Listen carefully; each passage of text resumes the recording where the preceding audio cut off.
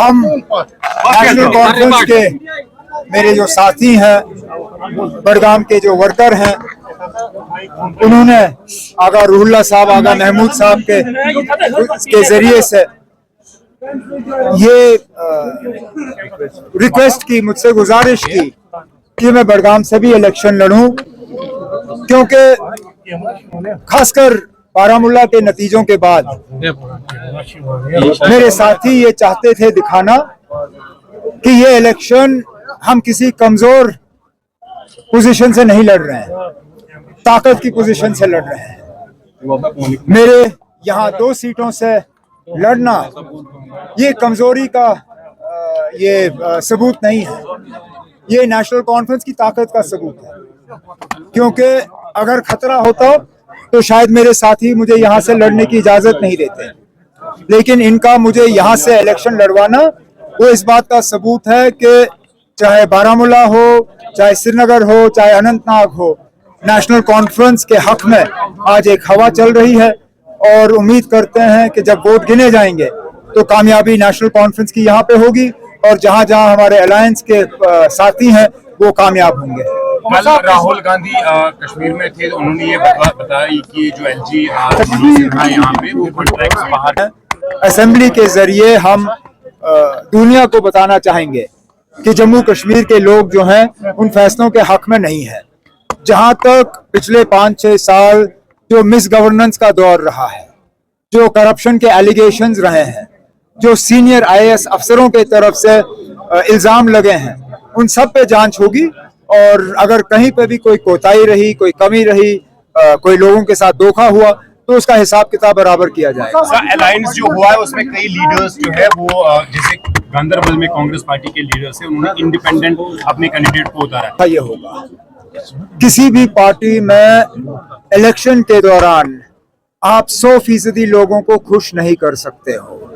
मैं तो अपनी जगह इस बात से मुतमईन हूं कि हमारे यहाँ डिसेंशंस जो मैं एक्सपेक्ट कर रहा था एक्सपेक्टेशन से कम रही, और जहां जहां मेरे साथियों ने अपना जो उनकी जो ख्वाहिश थी इलेक्शन लड़ने की, उसको एक तरफ रख के जमात और अलायंस की कामयाबी के लिए वो मैदान में उतरे हैं।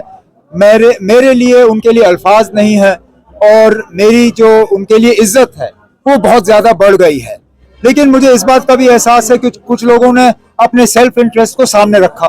चलिए, वोटर वहां खुद फैसला करेगा। मेरा आखिरी सवाल, क्योंकि इस बार जो है कॉन्स्टिट्यूएंसीज के नक्शे बदले गए हैं, कॉन्स्टिट्यूएंसीज का जो मेकअप है उसका शायद कश्मीर में असर कम, लेकिन जम्मू में उसका अच्छा खासा असर देखने को मिलेगा। कुछ ऐसी कॉन्स्टिट्यूएंसीज जो हमेशा से मुस्लिम मेजॉरिटी कॉन्स्टिट्यूएंसीज रही हैं, वहां पे तब्दीलियां और बदलाव करके उनको बीजेपी के लिए जो है वहां फायदेमंद कॉन्स्टिट्यूएंसीज बनाने की कोशिश की गई। अब कहां तक बीजेपी कामयाब होगी उसके लिए हमें देखना होगा। हम भी अब उम्मीद कर रहे हैं कि बढ़ चढ़ के लोग इलेक्शन में हिस्सा लेंगे, क्योंकि कम से कम मीडिया की तरफ से जो वक्तन फवक्तन ये शोशा डाला गया था कि नेशनल कॉन्फ्रेंस जैसी पार्टी जो है वो सिर्फ बॉयकॉट में कामयाब होती है, इस बार तो कोई बॉयकॉट नहीं है। पार्लियामेंट में भी कोई बॉयकॉट नहीं था, हम 3 में से 2 सीटों पे कामयाब हुए। इंशाल्लाह इस बार भी बॉयकॉट नहीं होगा और नेशनल कॉन्फ्रेंस की कामयाबी रहेगी। सर जो राहुल गांधी का स्टेटमेंट था, बीजेपी कह रही है कि अगेंस्ट आइडियाज इंडिया नहीं मिलना चाहिए, तो इसमें क्या बात है। बाकी रियासतों में तो आप इस तरह का नहीं करते हो। मुझे ना, चलिए आप बाकी मुल्क छोड़ दीजिए, तो मुझे लद्दाख में किसी नॉन लोकल को कॉन्ट्रैक्ट दे के दिखा दीजिए।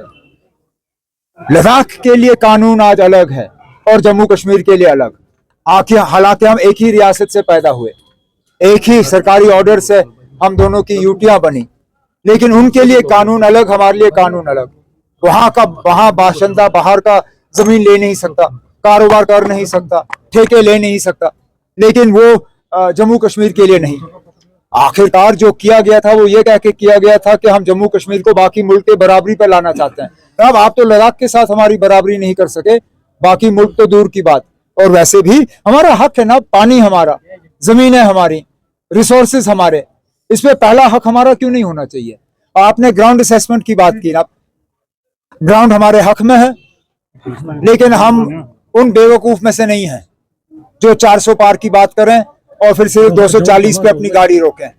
मुझे उम्मीद है कि जब वोट गिने जाएंगे तो जीत नेशनल कॉन्फ्रेंस और हमारे अलायंस की सर होगी। कल गांधरबल में जो आपने एक्ट किया, टोपी उतार के लोगों को रिक्वेस्ट, पे कुछ कहेंगे sir? Of allegations that the BJP is leveling against you, and one among them yesterday was that This election and who will benefit from their fighting.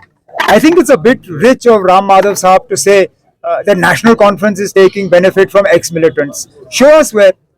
The campaign has only just started. I'm sure he has access to all the intelligence reports. There is not a single function of ours that is not monitored by the IB and the CID and all the other agencies. All the videos are there.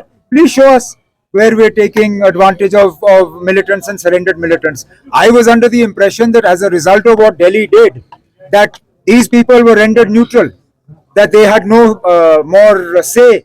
Clearly, Ram Madhav is suggesting that these people actually hold power over what voters will decide, which then would suggest that everything they have done after 5th August 2019 has been for nothing.